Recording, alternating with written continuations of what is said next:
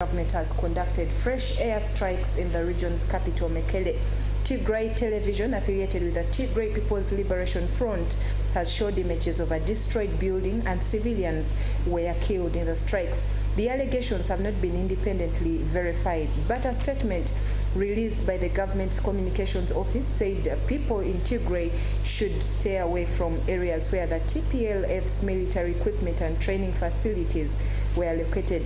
It did not address the accusations about the airstrikes, but it does seem to suggest the aerial attacks are imminent. It would be a further escalation of the fighting, which reignited earlier this week after 5 months of a ceasefire.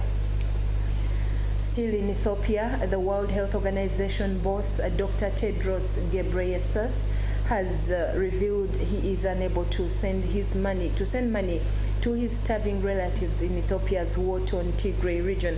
Since the war began in 2020, the region has been cut off from the outside world with no electricity or phones. The internet and banking services are also unavailable. Ethiopia's government has been accused of imposing an aid blockade on the region, which impeded crucial deliveries, something it blamed on the fighting. Tens of thousands of civilians have died and millions are in urgent need of food aid following a truce agreed in March between Tigrayan forces and the Ethiopian government to allow aid to get through. And moving on to Europe, Europe has faced the prospect of a radiation disaster yesterday when a Russian-occupied nuclear plant was disconnected from Ukraine's power grid, according to President Volodymyr Zelensky of the Ukraine. It was only due to backup electricity kicking in that the Zaporizhzhia plant was able to operate safely. Fires had earlier damaged overhead power lines, cutting the plant off. There is a growing concern over fighting near the complex, which is the largest nuclear plant in Europe.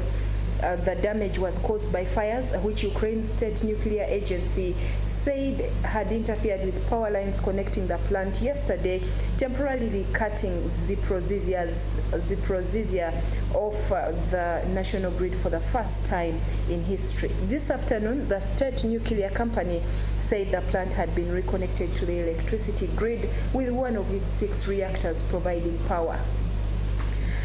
Still in Europe, as the energy costs skyrocket, Russia is burning off large amounts of natural gas, according to an analysis that was shared with the press. They say the plant near the border with Finland is burning an estimated $10 million worth of gas every day. Experts say the gas would previously have been exported to Germany.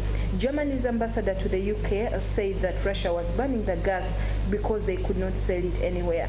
Scientists are concerned about the large volumes of carbon dioxide and soot it is creating, which could exacerbate the melting of Arctic ice. It is coming from a new liquefied natural gas plant at Portovaya, northwest of St. Petersburg. The first signs that something was awry came from Finnish citizens over the nearby border, who spotted a large flame on the horizon earlier this summer. Moving on, Moderna has said it is suing Pfizer and its German partner BioNTech for patent infringement linked to the development of the first COVID-19 vaccine. The U.S. BioNTech company is alleging that mRNA technology is developed before the pandemic was copied. The lawsuit, which is seeking unspecified financial damages, was filed in the United States and Germany. Pfizer said it was surprised by the action and would vigorously defend itself against the allegations. In a statement, Moderna said Pfizer BioNTech copied 2 key elements of its intellectual property.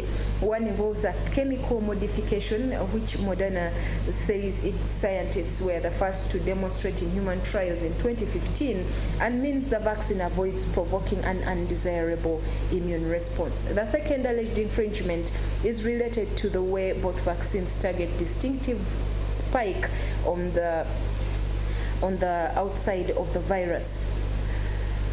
Mark Zuckerberg says Facebook is restricting a story about Joe Biden's son during the 2020 election was based on FBI misinformation warnings. The New York Post alleged leaked emails from Hunter Biden's laptop showing the then vice president was helping his son's business dealings in Ukraine. Facebook and Twitter restricted sharing of the article before reversing course amid allegations of censorship. Zuckerberg said that getting the decision wrong sucks. The New York Post story was released just weeks before the presidential election between Joe Biden and Donald Trump, which Mr. Biden won. It claimed that a laptop abandoned in a repair shop by Hunter Biden contained emails which included details of Hunter introducing a Ukrainian energy tycoon to his father and arranging a meeting. There is no record of Mr. Biden's schedule that such a meeting ever took place. Critically, it fed into long-running and proven allegations about corruption on Joe Biden's part to ensure his son's business success in Ukraine. In that context, the New York Post story, based on exclusive data no other news agency had access to, was met with skepticism and censored by social media outlets.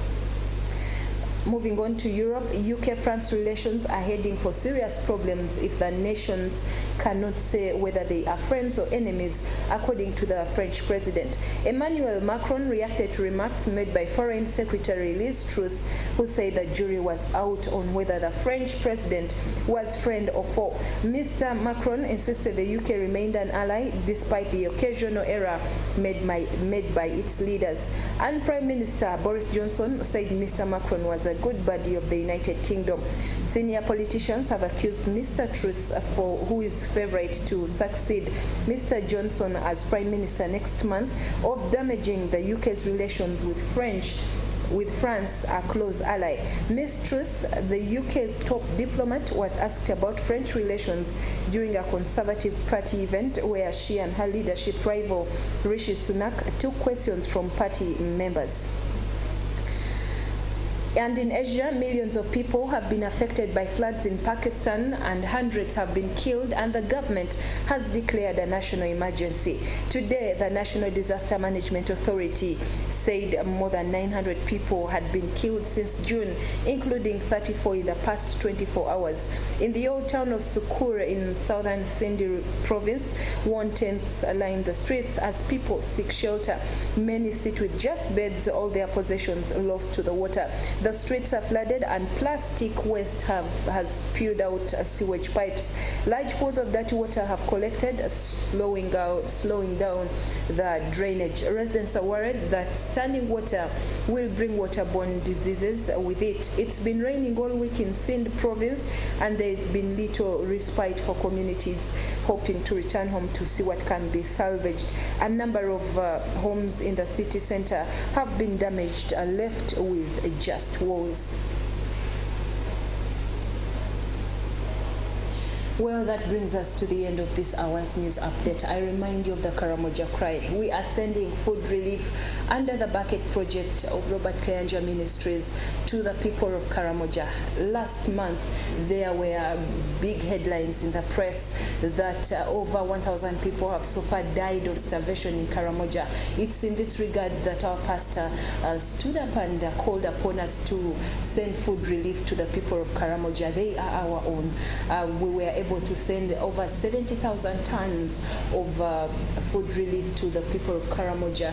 Many were served, but the need is still great. That's why we call upon you to come and join us once again as we send more relief food to Karamoja.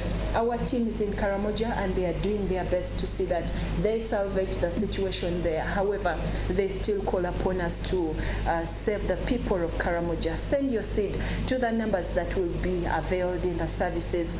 Alternatively, you can bring it to the Miracle Center Cathedral. Tonight is the overnight here at the Miracle Center Cathedral. It's a whole night of prayer, of being in the presence of God. As we send food to Karamoja, we are delivering 50 kilograms of food to each household. The meal is a fortified meal that contains rice flour, millet flour, sorghum, maize flour, oats, milk, sugar, and many other components that will help save lives in Karamoja. These are our own people that do not need to be ignored or neglected.